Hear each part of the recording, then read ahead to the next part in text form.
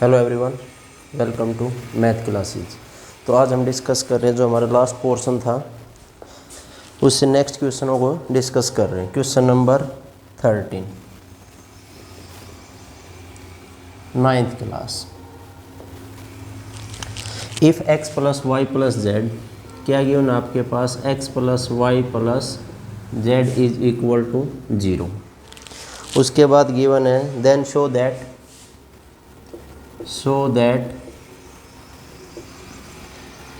X cube plus y cube plus z cube is equal to 3 times of x y और z. देखो question क्या है हमारे पास, क्वेश्चन गिवन है if x plus y plus z is equal to 0। अगर मान लीजिए तीन वेरिएबल आपके पास x plus y plus z, उसका रिजल्टेंट क्या है आपके पास 0 के इक्वल है। किसके इक्वल है? 0 के। देन आपने क्या प्रूव करना है? आपने प्रूव करना है x cube plus y cube plus z cube is equal to 3 times of x y z के इक्वल। जैसे मान लीजिए सबसे पहले मान लीजिए प्रूव करते हैं तो क्या गिवन आपके पास, given x plus y plus z is equal to 0 given है। अब यहाँ देखो क्या आपके पास पावर क्या है, क्यूब, क्यूब और क्यूब, तो पावर क्या आपके पास 3 है। अगर मान लीजिए आपके गिवन वैल्यू में कहीं 2 वेरिएबल्स की वैल्यू फाइंड आउट कर ले हम, सपोज अगर मान लीजिए मैं ये कह सकता हूँ सपोज एक्स प्लस वाई और is equal to minus z, z को राइट हैंड साइड में गया तो क्या होगा, साइन चेंज, पॉजिटिव है तो नेगेटिव, नेगेटिव है तो पॉजिटिव। अब हमारे पास वैल्यू क्या आई, एक्स प्लस वाई की वैल्यू क्या है, माइनस जेड के इक्वल, मतलब वेरिएबल एक्स प्लस वाई की वैल्यू क्या है, माइनस जेड के। अगर मान लीजिए हम क्या कराएं, ये आपके पास क्या है लेफ्ट हैंड साइड अब, और ये क्या आपके पास right hand side, left hand side और राइट हैंड साइड। अगर मान लीजिए लेफ्ट हैंड साइड और राइट हैंड साइड में मैं कह सकता हूँ क्यूबिंग ऑन बोथ साइड, मतलब cubing on both side. Both side मतलब क्या होगा आपके पास, यहाँ से मैं कह सकता हूँ x plus y whole raise to power 3 both side, और राइट हैंड साइड में माइनस जेड की पावर होल क्यूब। क्लियर? ये लेफ्ट हैंड साइड आपके पास, राइट हैंड साइड।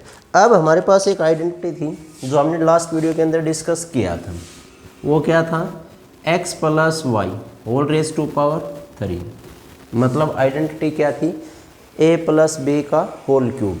तो यहाँ से क्या था, x cube plus y cube plus 3xy और इंटू एक्स प्लस वाई, या मैं कह सकता हूँ x cube plus y cube, x cube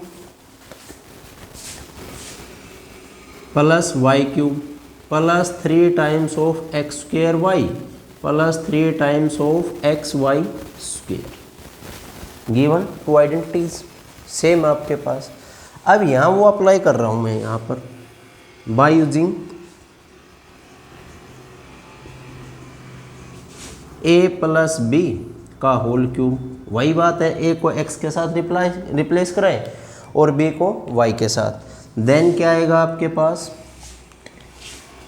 तब आपके पास क्या मिलेगा, x cube left hand side में plus y cube plus 3 times of x y, 3 times of x y और into x plus y, x plus y, और is equal to किसके इक्वल है, minus z cube, minus multiply minus multiply minus, minus minus plus और multiply minus also equal to negative, वो भी क्या रहेगा आपके पास, नेगेटिव रहेगा। अब देखो क्या आपके पास x प्लस वाई की वैल्यू कुछ है, देन हमने कहा था x प्लस वाई की वैल्यू क्या आपके पास, नेगेटिव ऑफ z, या इक्वेशन नंबर 1 कह सकता हूँ।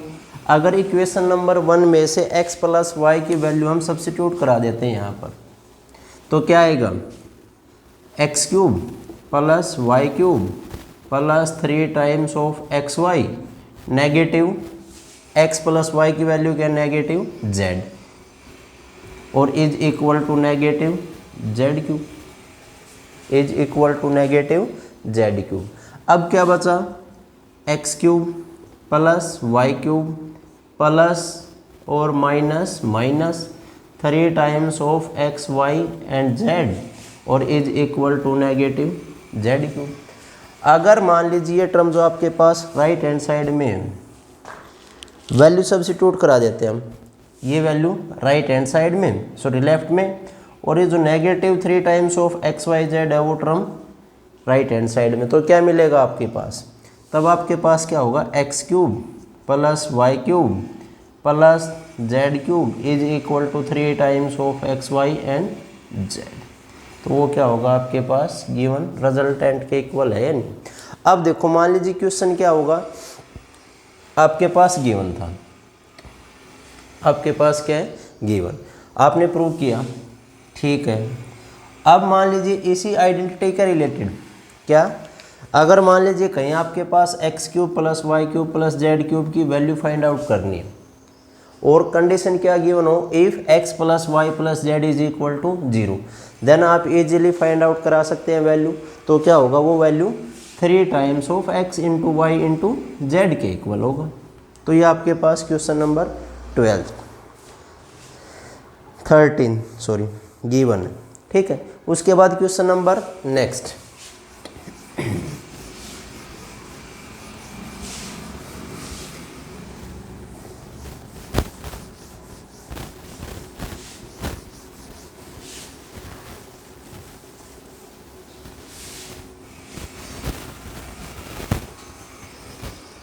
नेक्स्ट क्वेश्चन क्या गिवन है आपके पास, without actually calculating cubes find the value of following. क्या गिवन है -12 raise to power 3 plus 7 raise to power 3 और प्लस 5 रेज टू पावर 3 की वैल्यू फाइंड आउट करनी है without actually calculating the value जो भी आपके पास गिवन है। अब मुझे क्या करना है, सिंपल सी बात है, यहाँ पर x y z का क्यूब है, तो मुझे पता था we know that if x plus y plus z is equal to 0, if x plus y plus z is equal to क्या है आपके पास 0, देन अभी डिस्कस किया था x cube plus y cube plus z cube is equal to 3 times of x y and z के equal होता है। क्लियर। अब यहाँ से मान लीजिए एक्स की वैल्यू हम सब्स्टिट्यूट करते हैं, मान लीजिए x is equal to -12 plus y is equal to +7 and z is equal to 5। तो ये वैल्यू क्या आपके पास, एक्स की वैल्यू, वाई की वैल्यू, जेड की वैल्यू। अगर विदाउट एक्चुअली मल्टीप्लाई तो हमारे पास क्या हो सकता है, अगर x plus y plus z is equal to आपके पास 0 आते हैं तो मैं कह सकता हूँ इस आइडेंटिटी का यूज करके 3 times of x y into z. अब देखो कैलकुलेट करते हैं, मान लीजिए -12 प्लस क्या उस कंडीशन को सेटिस्फाई करा रहा है +7 और +5, तो -12 plus 7 plus means -12 plus 12 also equal to 0।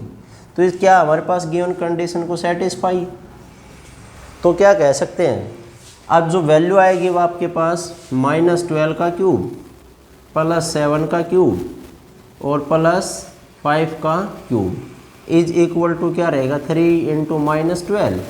हाँ साइन सेम रहेगा, अगर x की वैल्यू आपके पास -12 है तो -12 ही पुटअप कराएंगे, कभी पॉजिटिव 12 आप पुटअप कराओ, साइन ध्यान रख लेना, मल्टीप्लाई 7 और मल्टीप्लाई 5, सभी का क्या करा दें हम प्रोडक्ट, तो वैल्यू क्या रहेगी आपके पास, गिवन वैल्यू का रिजल्टेंट हो जाएगा। मल्टीप्लाई सिंपल करनी है आपको। उसके बाद सेकंड पार्ट ऐसा ही है बिल्कुल। थर्ड पार्ट की बात करते हैं नेक्स्ट क्वेश्चन के लिए।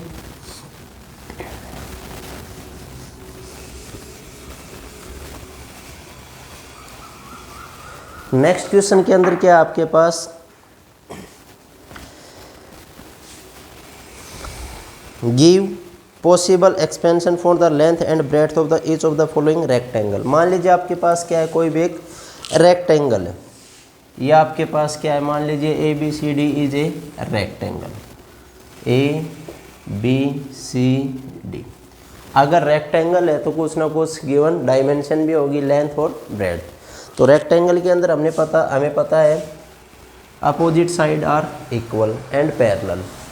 तो अपोजिट साइड क्या है, इक्वल एंड पैरेलल। अब देखो जो लेंथ ए बी की है वही लेंथ क्या होगी सी डी की, और जो लेंथ ए डी की है वही लेंथ क्या होगी आपके पास बी सी की। ये लेंथ क्या रहेंगे आपके पास इक्वल।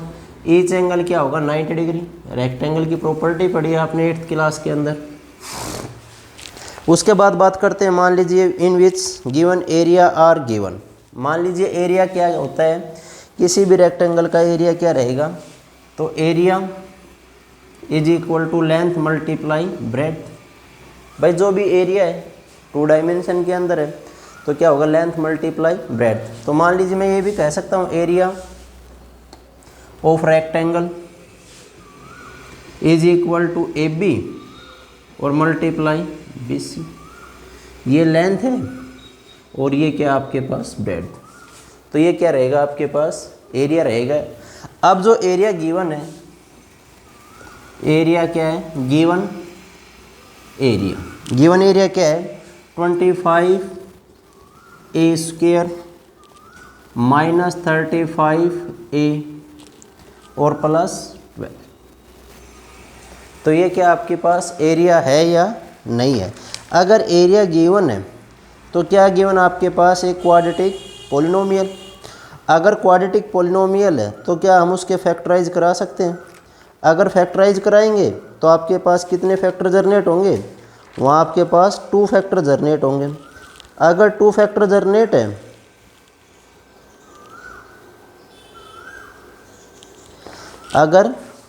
जनरेट है तो वेरिएबल क्या आपके पास ए, वेरिएबल ए। अगर मान लीजिए क्या फाइंड आउट करना है आपने,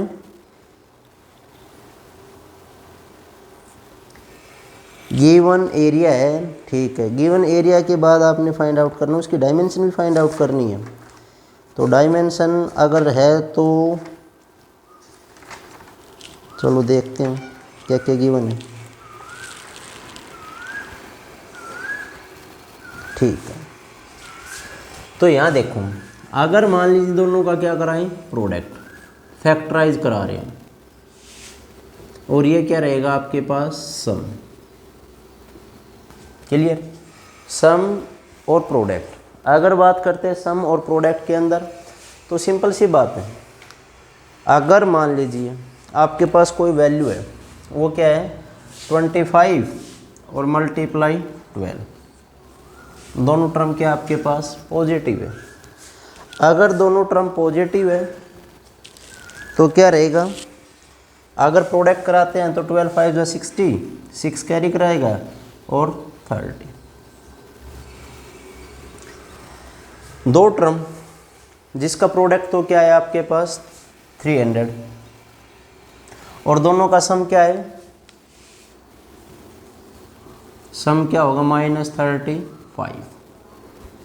ऐसी दो टर्म जिसका प्रोडक्ट तो क्या है भाई 300 और प्रोडक्ट क्या है आपके पास 300 और सम क्या है आपके पास 35।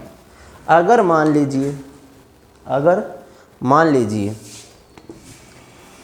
हम प्राइम फैक्टराइज करा देते हैं, सपोज बिल्कुल बेसिक। अगर प्राइम फैक्टराइज क्या है किसका 300 का, तो 2150 275, उसके बाद 325, उसके बाद 550। तो हम कराते हैं पेयर। अब देखो सम तो क्या है -35, मान लीजिए क्या वैल्यू हो गई 4 और ये हो गई 12 और ये क्या आई 25। तो दोनों का प्रोडक्ट तो क्या होगा 300 के इक्वल है, लेकिन मुझे क्या चाहिए टर्म चाहिए 35। अगर दोनों के अंदर बैलेंस प्लस माइनस करते हैं तो क्या हमारे पास 35 जनरेट होता है, नहीं होगा। उसके बाद बात करते हैं, मान लीजिए और पेयर देखते हैं। पेयर जनरेट करते हैं जिससे हमारे पास सम भी आ जाए दोनों टर्म्स का और प्रोडक्ट भी आ जाए। अगर मान लीजिए तो ये क्या हो गया आपके पास 4 और 5, तो ये क्या वैल्यू आई आपके पास 4 × 5 20 और 15। अगर मान लीजिए सम क्या चाहिए मुझे पॉजिटिव 300। अब पॉजिटिव 300 कब आएगा जब दो टर्म्स या तो दोनों टर्म्स क्या हो नेगेटिव या दोनों टर्म्स क्या हो आपके पास पॉजिटिव, का प्रोडक्ट क्या आएगा पॉजिटिव पॉजिटिव। क्लियर भाई। अगर मान लीजिए अगर ये भी नेगेटिव है आपके पास और ये भी नेगेटिव है, दोनों का सम करते हैं तो नेगेटिव 35, अगर दोनों का प्रोडक्ट करते हैं तो नेगेटिव 300। अब देखो मान लीजिए मिडल टर्म को स्प्लिट करा रहे हैं हम, मिडल टर्म को स्प्लिट, तो यहाँ से मैं कह सकता हूँ 25a² -20a -15a और +12। क्लियर भाई। तो यहाँ से देखो कुछ कॉमन है फर्स्ट टू टर्म्स के अंदर, या तो a कॉमन है और 5 भी कॉमन है शायद, तो 5a कॉमन आउट, तो क्या बचा 5a और -4। अब लास्ट टू टर्म्स के अंदर क्या कॉमन आउट लें जिससे हमारे पास एक फैक्टर सेम जनरेट हो, तो यहाँ से मैं कह सकता हूँ -3 कॉमन आउट ले लिया सपोज, तो यहाँ क्या बचा 5a और -4। अब क्या बचा, ये आपके पास कॉमन फैक्टर है, तो मैं कह सकता हूँ 5a -4 कॉमन आउट, क्या बचा 5a -3। अब देखो हमने बताया था लेंथ मल्टीप्लाई ब्रेड्थ जो भी आपके पास, तो यहाँ से देखो 5a की वैल्यू कुछ भी है सपोज, हमें पता था रेक्टेंगल के अंदर लेंथ क्या रहेगी लार्जर देन ब्रेड्थ, तो देखो यहाँ कुछ 4 ज़्यादा सब्ट्रैक्ट है, यहाँ क्या है लेंथ, तो मैं यहाँ से लेंथ कह सकता हूँ लेंथ = 5a -3 और जो ब्रेड्थ है आपके पास 5a -4, तो क्या होगा आपके पास उस रेक्टेंगल का एरिया इसी के इक्वल रहेगा या नहीं रहेगा। तो ये आपके पास क्या था, अगर एरिया गिवन है तो उसका हम लेंथ और ब्रेड्थ फाइंड आउट कर सकते हैं bye completing middle term split. अगर क्वाड्रेटिक है क्यूबिक है तो कहीं ना कहीं आपके पास क्या होगा क्यूब मतलब 3 वैल्यू जनरेट होगी, और वहाँ क्या होगा 3 डायमेंशन के अंदर। 3 डायमेंशन के अंदर की बात कराएंगे तो फिर वो क्या होगा आपके पास वॉल्यूम होगा। 3D के अंदर क्या रहेगा आपके पास वॉल्यूम, और 2D के अंदर क्या रहेगा आपके पास एरिया। क्लियर। तो नेक्स्ट क्वेश्चन भी ऐसा है बिल्कुल। उसके बाद क्वेश्चन नंबर 16 क्या गिवन है, डायमेंशन क्यूबॉइड क्या होगा, मान लीजिए मैं कह रहा हूँ ये हमारे पास डस्टर है, तो ये क्या आपके पास क्यूबॉइड के अंदर देखो ये मान लीजिए इसकी हमारे पास क्या है ब्रेड्थ b, ये हाइट h और ये क्या है आपके पास लेंथ, तो ये क्या आपके पास किसका एग्जाम्पल है क्यूबॉइड का एग्जाम्पल। अब इसका क्या रहेगा वॉल्यूम जनरेट होगा, हमें क्या बताया था 3 डायमेंशन लेंथ ब्रेड्थ और हाइट, तो क्या रहेगा वॉल्यूम। तो वॉल्यूम है तो क्या रहेगा हमें मीन्स 3 डायमेंशन फाइंड आउट करनी है आपने, लेंथ ब्रेड्थ और हाइट। तो मान लीजिए ये जो क्वेश्चन गिवन आपके पास वॉल्यूम क्या आपके पास क्यूबॉइड के अंदर 3 टाइम्स ऑफ x² और -12, ये रिजल्ट क्या रहेगा आपके पास 12x स्टैंडर्ड रिजल्ट है किसका वॉल्यूम ऑफ क्यूबॉइड। तो मुझे वॉल्यूम फाइंड आउट करने के लिए देखो यहाँ से हमारे पास जो टर्म गिवन है उसमें से कुछ कॉमन आउट है। एक तो देखो सिंपल सी बात दिखाई दे रही है x कॉमन आउट है, एक क्या है 3, मतलब मैं कह सकता हूँ 3x और इनटू क्या रहेगा यहाँ से x और -4, तो ये कह सकता हूँ x × 3 × x -4। तो मान लीजिए जो भी length multiply breadth multiply height, तो ये क्या रहेगा आपके पास 3 वैल्यू आ गई आपके पास लेंथ ब्रेड्थ और हाइट जो भी कुछ आपके पास, तो वो क्या रहेगा आपके पास वॉल्यूम ऑफ क्यूबॉइड। ऐसा ही क्या है नेक्स्ट क्वेश्चन, वहाँ हमने क्या किया था इस टाइप के क्वेश्चनों को डिस्कस किया था लास्ट एक्सरसाइज के अंदर, क्यूबिक पोलिनोमियल के फैक्टराइज कराए थे। तो ये तो क्या था आपके पास कैलकुलस पोर्शन 2.5 का कंप्लीट, मतलब सेकंड चैप्टर क्या हो गया आपके पास कंप्लीट। तो हम पहले क्या करेंगे, जो कैलकुलस पोर्शन है उसी को डिस्कस करेंगे। थैंक्स।